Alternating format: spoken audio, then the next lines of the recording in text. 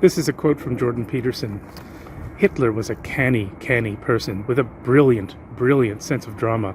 He was a master of dark fire, that guy. And I think his unconscious fantasy was, let's see how much we can destroy before we die in the purifying flames. That was Hitler. Peterson does a fist pump. And so he was a compelling person, and the fantasy that he had in the back of his mind, it was a very hard thing to escape from. That's why the Germans became Nazis. This was like magic that had emerged, and it was black magic. This statement was made to undergraduate psychology students at the University of Toronto, where I'm headed to today.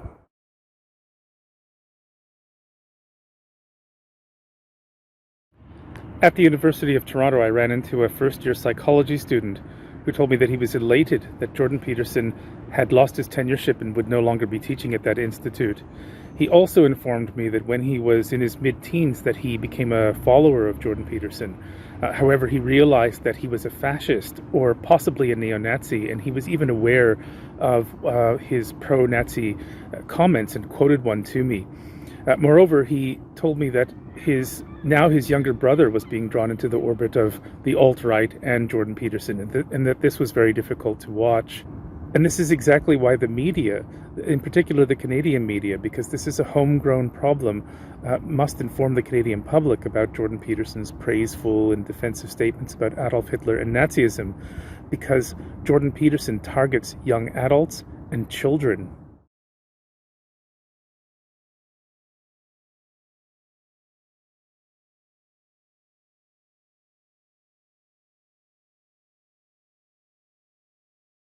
At the U of T, Jordan Peterson touted to his students the benefits of cocaine. He has also told students that if we didn't have our cortical cap, by which he meant our cerebral cortex, which makes up about 75% of our brain matter, that we would exist in a state of bliss. He has spoken and written about how amazing it is that if you remove the brain of a cat, that the cat becomes, according to Peterson, hyper-exploratory. He has also talked and written about what he learned from the occult, using language that I traced back to Aleister Crowley's version of the occult. There's this, I read, and I don't remember where, there's the crucifix has Latin letters on the top of it, and it's INRI. It means it's the representation of Jesus Christ, King of the Jews. Hypothetically, that was put on his cross. There's an occult interpretation of that, which is also Latin, which I can't remember, but it means all nature is renewed by fire.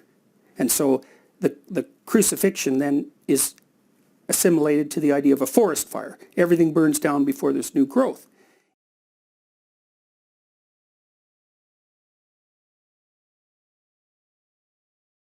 The idea is also there in Christianity. So there's an occult interpretation. There's letters on Christ's cross, INRI, Jesus Christ, what is King that? of the Jews. It means Jesus Christ, King of the Jews, and it was put there by the Romans. But there's an occult interpretation in Latin, which I can't reproduce, but it means through fire all things are renewed.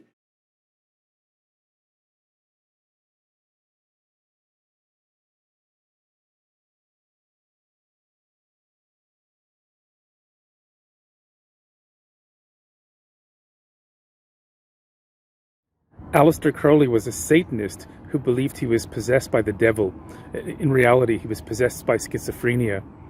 Crowley was so besotted by Adolf Hitler that he twice tried to contact him in the hopes that his demonic religion could become the official faith of the Third Reich.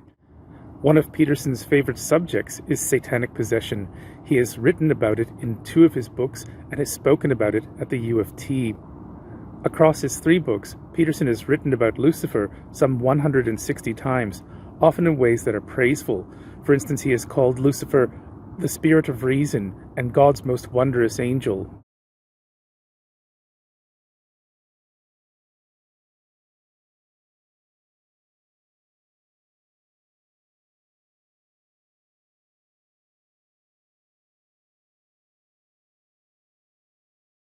He tells his acolytes that they must pay attention like the all-seeing eye of Horus, who he says floats or soars above his dominance hierarchy rubric, which can be represented by an Egyptian pyramid. The all-seeing eye of Horus within an Egyptian pyramid was the chief symbol of Aleister Crowley's satanic religion, known as Thelema. Indeed, in Thelema, the all-seeing eye of Horus is meant as a stand-in for the devil.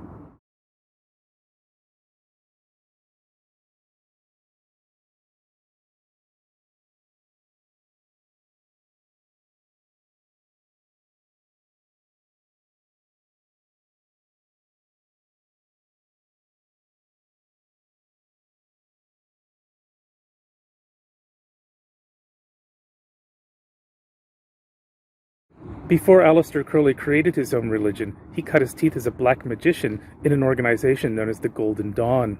One of his associates in the Golden Dawn was William Butler Yeats, who we know as a poet, but who saw himself as a mystic and demonologist. His poem, The Second Coming, is about the second coming or return of the Antichrist.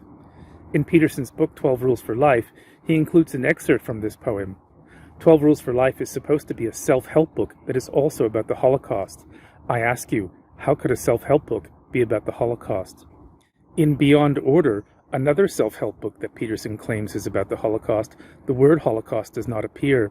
However, Peterson includes 3 images of Satan and a tarot card originally created for someone named Arthur Edward Waite, who Peterson mentions while admitting that Waite was a Satanist and black magician and an associate of William Butler Yeats and Aleister Crowley in the Golden Dawn. In fact, Aleister Crowley wrote about Arthur Waite some 5 times. Despite Peterson's claims to be teaching about the Holocaust, none of his lecture titles include the word Holocaust. Furthermore, he never really unpacks what happened during the Holocaust, and to my knowledge has never recommended a broad history about that event. Indeed, the books that he recommends most, as I document in my own book, are books about the devil. To recap, Jordan Peterson praises, defends, and identifies with not just Adolf Hitler, Adolf Eichmann, Wilhelm Trapp, and other Nazis, such as Martin Heidegger, as well as Canada's most infamous neo-Nazi, Ernst Zundel, but also serial killers, especially ones who murdered women and children, along with Lucifer. Indeed, in his book Maps of Meaning, he says that he became involuntarily fascinated with Lucifer. Jordan Peterson recently participated in an attempt to overthrow the Canadian government. This is no exaggeration.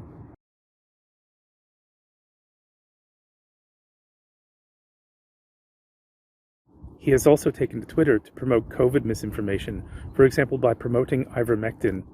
He tells his followers that Canadian health measures during a global pandemic just prove that a democratically elected government is riddled with Marxists, by which he means Jews.